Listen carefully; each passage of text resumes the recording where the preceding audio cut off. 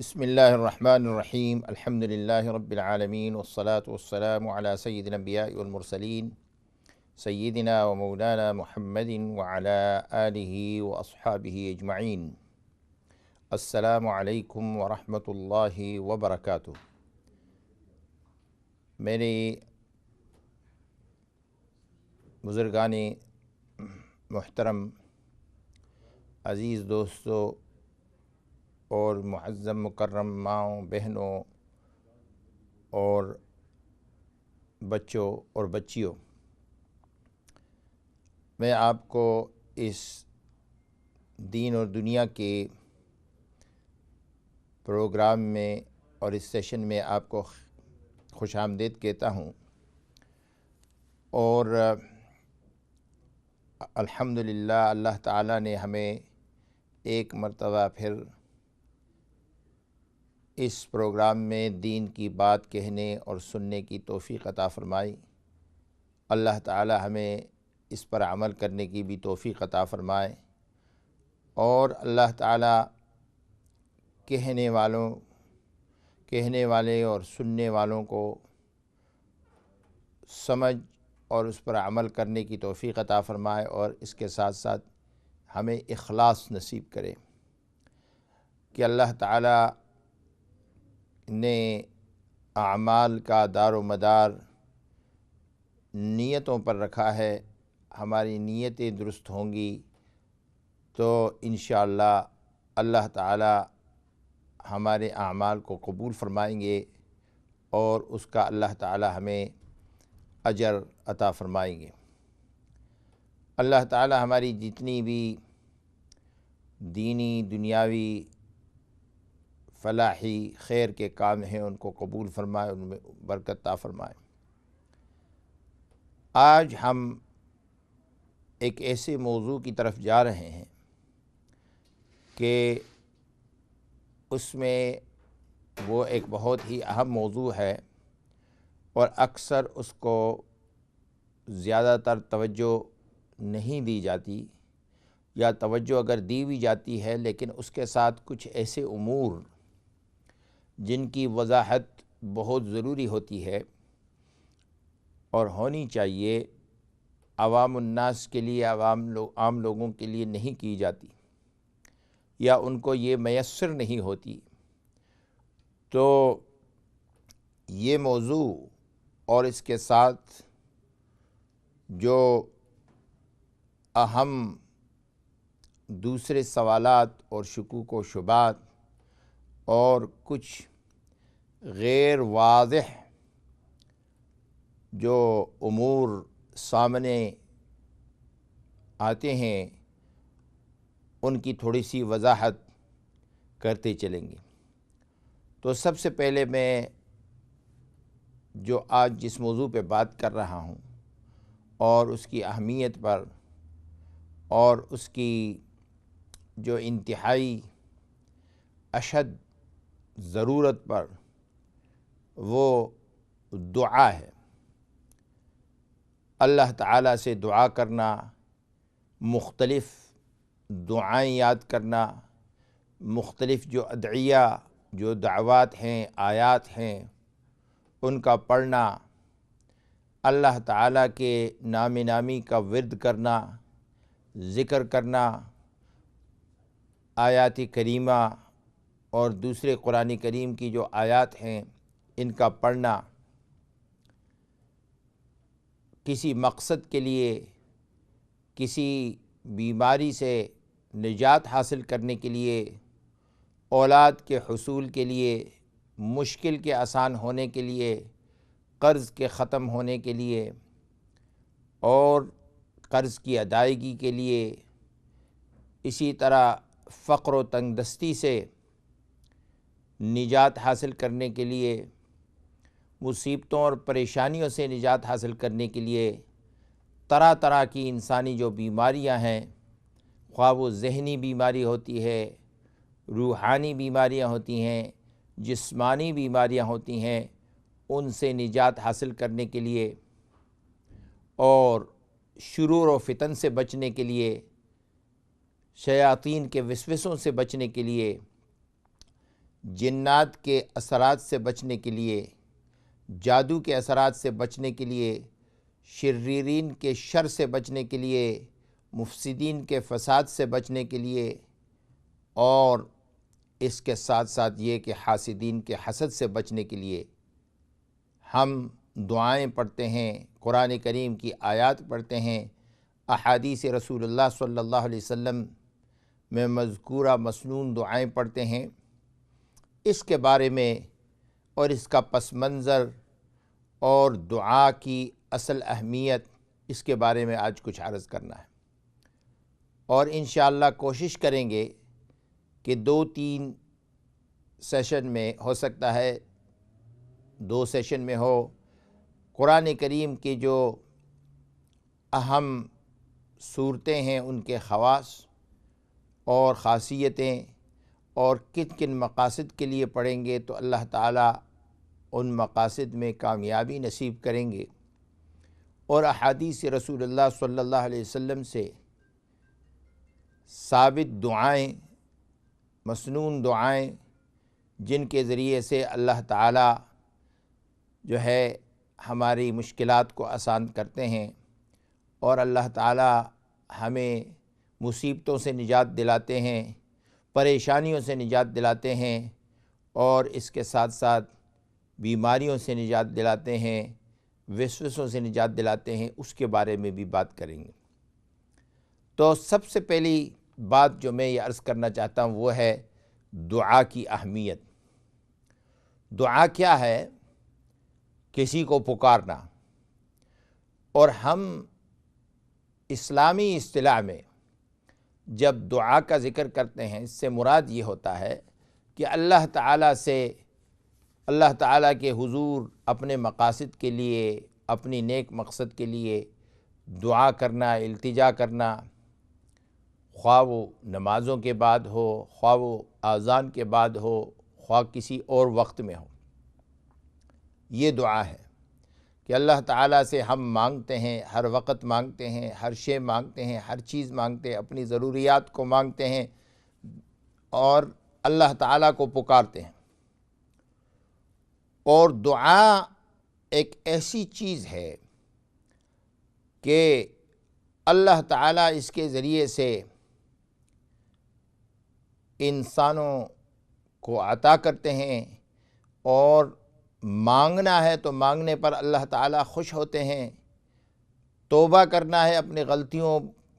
اور گناہوں پر نادم ہونا ہے، اللہ تعالیٰ اس پر خوش ہوتے ہیں، انسانوں کی گناہوں کو معاف فرما دیتے ہیں۔ اور اللہ تعالیٰ خود قرآن کریم میں ارشاد فرماتے ہیں کہ تم مجھ سے دعا کرو تو میں تمہاری دعا قبول کروں گا۔ ادعونی استجب لکم، تم مجھ سے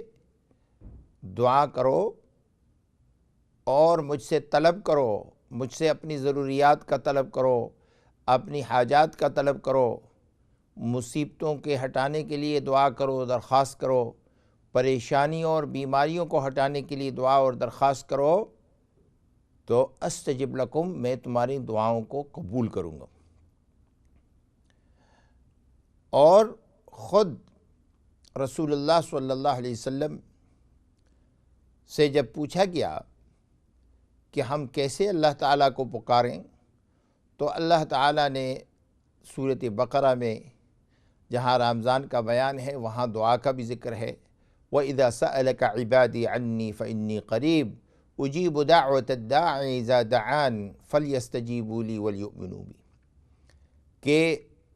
اے میرے پیارے حبیب صلی اللہ علیہ وسلم، کہ جب میرے بندے آپ سے میرے متعلق پوچھتے ہیں تو آپ ان سے کہہ دیجئے فَإِنِّي قریب، میں ان کے بہت زیادہ قریب ہوں، ان کی اپنی جو رگ حیات ہے اس سے بھی زیادہ قریب ہوں۔ اجیب دعوت الداعی اذا دعان، اور اتنا قریب ہیں اللہ تعالی ہمارے، جیسے قرآن کریم میں دوسری جگہ وَهُوَ مَعَكُمْ، اللہ تعالی تمہارے حالات کو جانتے ہیں،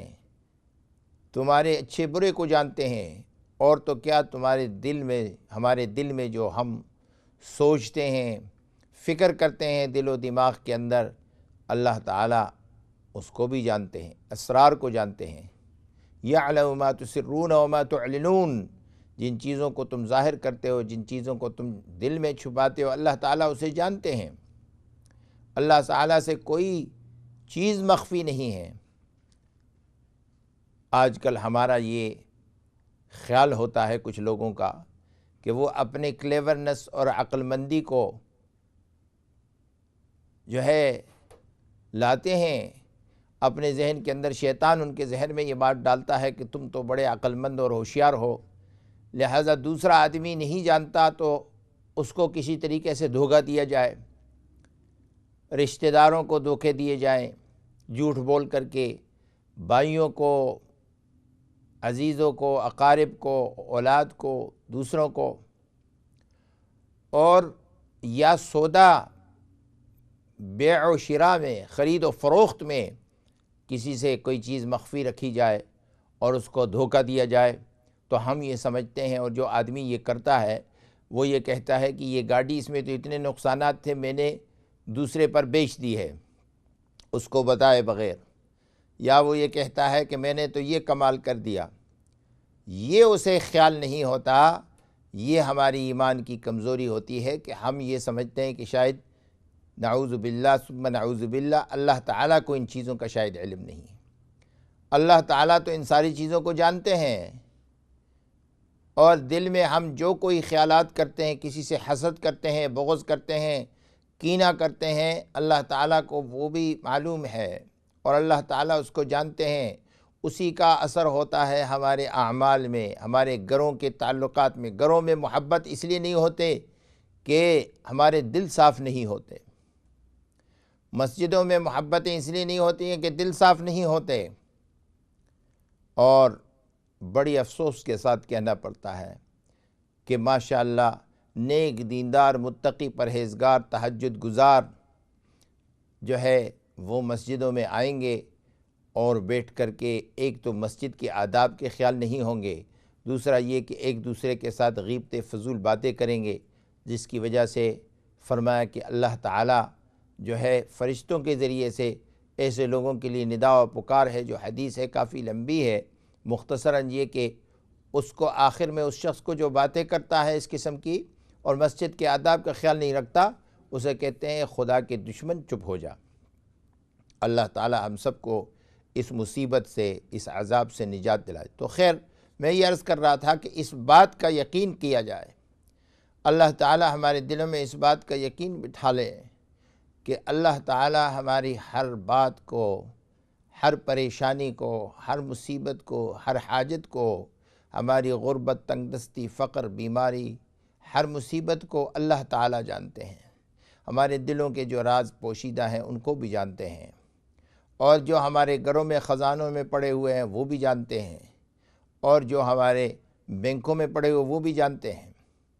اور جو کچھ ہمارے پاس ہے وہ بھی اللہ کے علم میں ہے۔ تو میں یہ عرض کر رہا تھا کہ دعا،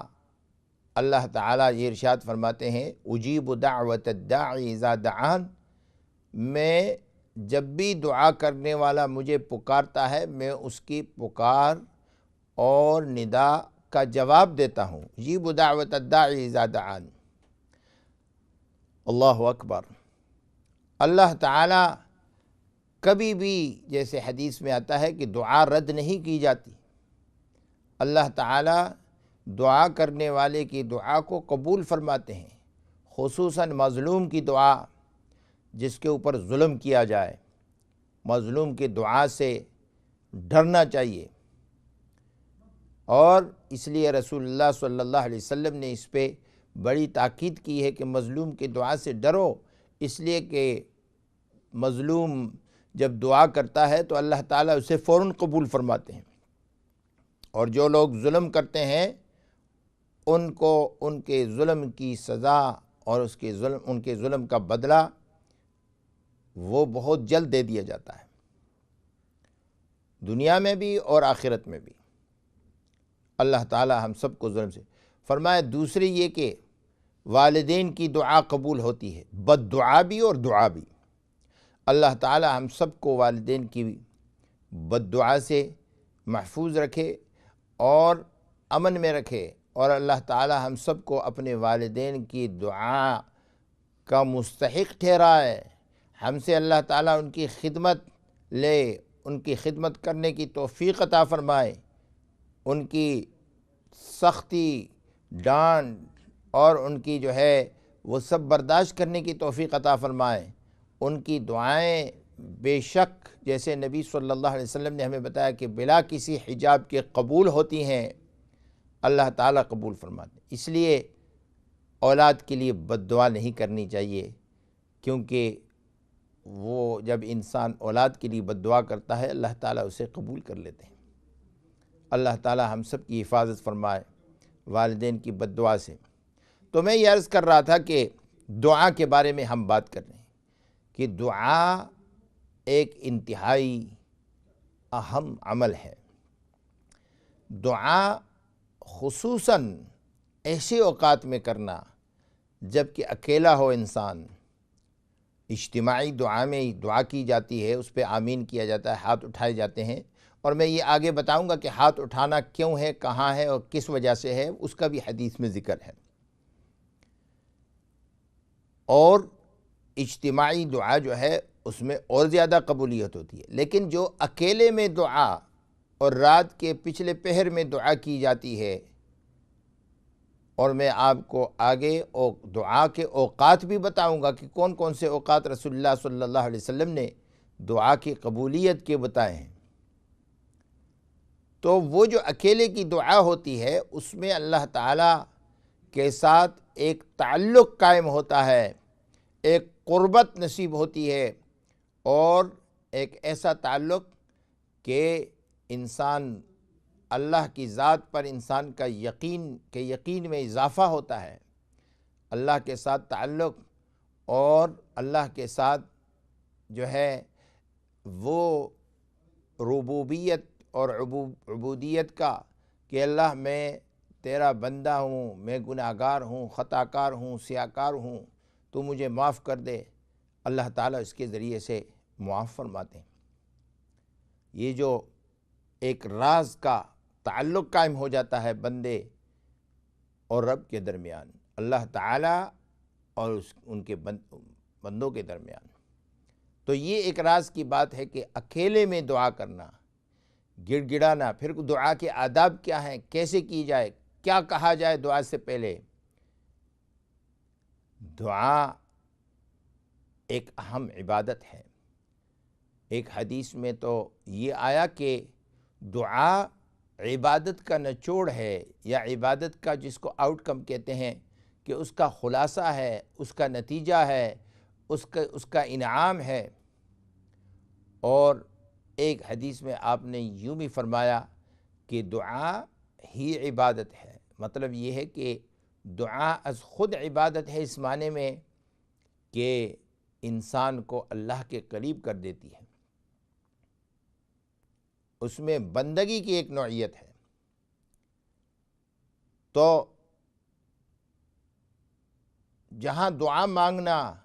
یہ انتہائی ضروری ہے، دعا کی فضیلتیں ہیں، دعا کی اہمیتیں ہیں۔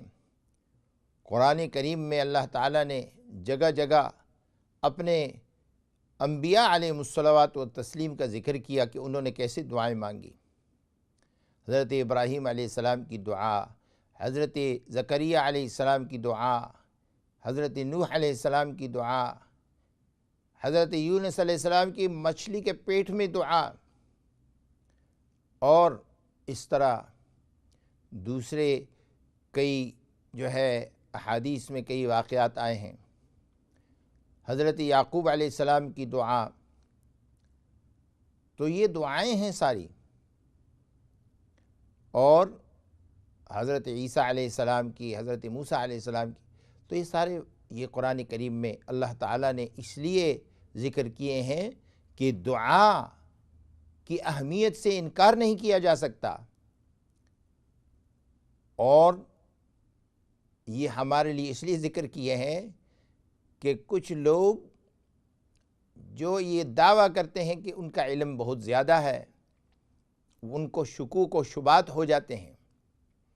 اچھے خاصے پڑھے لکھے لوگ، کہ یہ آپ اتنی زیادہ ایک صاحب مجھے کہنے لگے کہ جی آپ یہ اتنی لمبی لمبی دعائیں کرتے ہیں، اس سے کیا فرق پڑتا ہے؟ اور بسا اوقات کہتے ہیں کہ دعا تو ویسے تسلی کے لیے ہے، تسکین قلب کے لیے ہے، اس سے ہوگا کچھ بھی نہیں۔ اللہ تعالیٰ حضرت زکریہ علیہ السلام کے واقعے میں جو حضرت زکریہ علیہ السلام کی دعا ہے، رب لا تذرنی فردا وانت خیر الوارثین، جب حضرت مریم کو دیکھا اور ان کے پاس بے موسم جو ہے پھل اور میوے دیکھے، وہیں دل میں ایک تڑپ پیدا ہوئی اور اللہ سے دعا کرتے ہیں۔ اللہ تعالیٰ فرماتے ہیں وہ لوگ جو یہ کہتے ہیں کہ دعاؤں سے کچھ نہیں ہوتا، اب یہ حضرت زکریہ علیہ السلام کی دعا ہے کہ اللہ میں تو اب اتنا بوڑھا ہو گیا ہوں، وَهَنَ الْعَظْمُ مِنِّي وَاشْتَعَلَ الرَّأْسُ شَيْبًا وَلَمْ أَكُنْ بِدُعَائِكَ رَبِّ شَقِيًّا، کہ اللہ ہڈیاں گل سڑ، اس میں پانی پڑ گیا، ضعف آ گئی، کمزوری آ گئی، اور سر کے بال سفید ہو گئے، لیکن ابھی اس بڑھاپے کی حالت میں بھی تجھ سے دعا کرنے سے میں جو ہے نا امید نہیں ہوں۔ اور نا امیدی بدبختی ہے، نا امیدی بدبختی ہے، تو بدبختی سے اپنے آپ کو مبرہ کیا کہ مجھے وہ بدبختوں والی عادت جو ہے وہ نہیں ہے، وہ اللہ کے نبی تھے۔ تو اللہ تعالیٰ نے حضرت زکریہ علیہ السلام کی دعا قبول کی، اور اس بڑھاپے کی حالت میں، اور یہ بھی فرمایا کہ بیوی بانجھ ہو گئی ہے، اولاد کی امید ہی نہیں، اللہ تعالیٰ نے ان کی دعا کو قبول کیا۔ تو جو لوگ یہ کہتے ہیں کہ دعاؤں سے کچھ نہیں ہوتا، ہمارے ایک دوست جاننے والے وہ مجھے کہا کرتے تھے، جیسے میں نے ذکر کیا، تو میں نے ایک دن ان کو کہا کہ آپ کو یہ یقین ہے کہ دعا سے کچھ نہیں ہوتا؟ کہ لیں دعا تو ویسے سکون کے لیے ہے، اطمینان کے لیے، تسلی کے لیے، کیونکہ اللہ تعالیٰ نے قرآن کریم میں فرمایا کہ ما یبدل القول لدی وما انا بظلام للعبید، میرے یہاں جو امور ہیں، قول ہیں جو طے ہو چکے ہیں، اس میں تبدیلی نہیں آ سکتی ہے۔ اور حدیث بھی ذکر کی کہ جو تقدیر میں لکھا جا چکا ہے وہ لکھ دیا گیا ہے۔ تو میں نے کہا کہ پھر تو حضرت زکریہ علیہ السلام کی دعا اور حضرت مریم علیہ السلام کے ساتھ جو ان کا مکالمہ ہوا، اس کے بعد جو دعا ہوئی، پھر اللہ تعالیٰ نے فرمایا کہ اِنَّا نُبَشِّرُكَ بِغُلَامٍ اسْمُهُ یحییٰ، اللہ تعالیٰ نے خوشخبری دی بچے کی۔ اور حضرت ابراہیم علیہ السلام کو بشارت۔ تو یہ ساری دعائیں کیا ہیں؟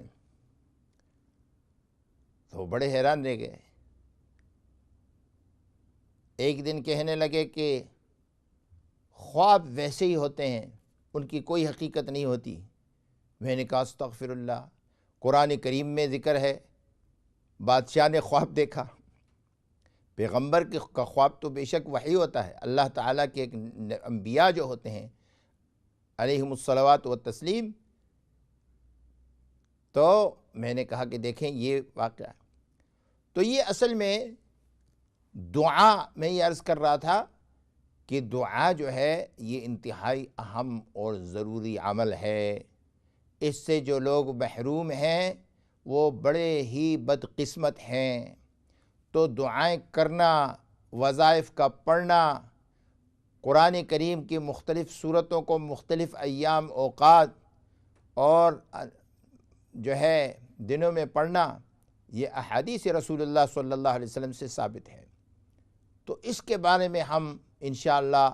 اس پروگرام کے 2-3 سیشن میں بات کریں گے، تاکہ اس اہمیت کو اجاگر کیے جائے۔ اللہ تعالیٰ مجھے بھی اور آپ سب سننے والوں کو جو ہے اس پر عمل کرنے کی توفیق عطا فرمائے۔ انشاءاللہ ابھی ہم بریک کی طرف جا رہے ہیں، واپسی پر پھر اسی موضوع پہ بات کریں گے